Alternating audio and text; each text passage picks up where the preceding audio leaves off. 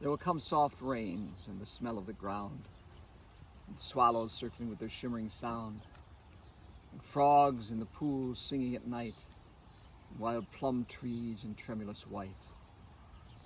Robins wear their feathery fire, whistling their whims on the low fence wire, and not one will know the war. Not one will care at last when it is done.